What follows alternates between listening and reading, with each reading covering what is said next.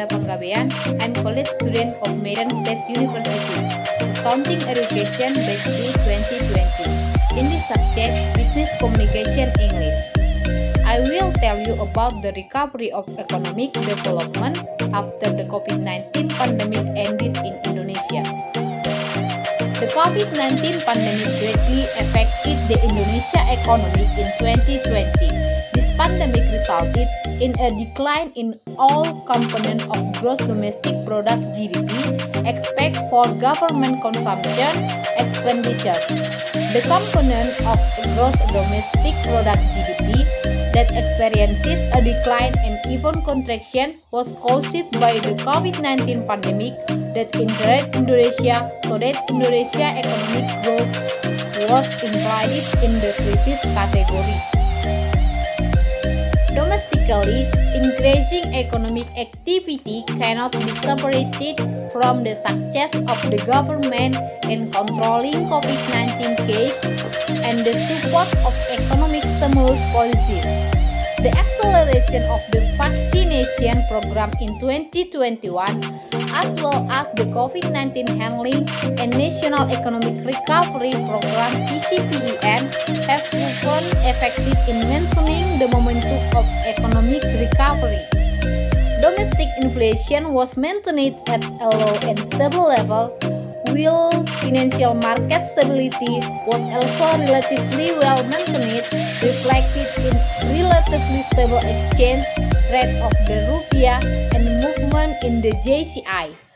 On the other hand, the banking sector is also relatively solid, with an adequate level of capital adequacy, high growth in third-party funds, followed by increasing credit growth.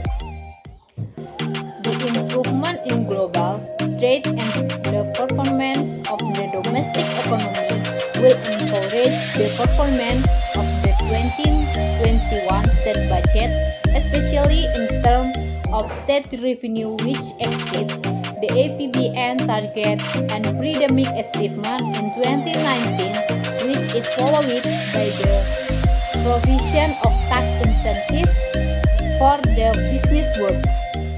On the other hand, the increase in commodity price has contributed to the improvement in revenue performance in terms of international trade and non-tax revenues. Meanwhile, responsive and flexible state expenditures can be optimized, especially for handling the COVID-19 pandemic and national economic recovery, both at the central and regional level. With the positive performance of state revenues and optimization of spending, the deficit and debt financing can be reduced below the target. From this fact, 2021 closed with various very encouraging notes, both in terms of handling the COVID-19 pandemic, strengthening economic recovery, and state financial performance. This shows the very good cooperation of all parties, both the government and the community, especially in controlling the pandemic. This achievement needs to be maintained with high discipline because the pandemic is not over yet.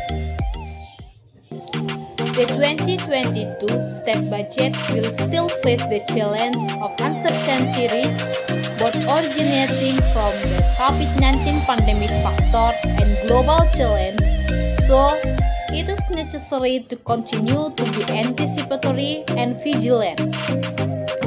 The government will prioritize the principle of flexibility, anticipatory, especially for the need for new strategic initiative, PEN program, the need for a new capital city, preparation for the 2024 election, and the other national priorities. Policy synergy will continue to be strengthened between the government, Bank Indonesia, the Financial Service Authority, and policymakers in the real sector to support the acceleration of economic recovery. That's my story about the economy recovery after the COVID-19 pandemic ended in Indonesia.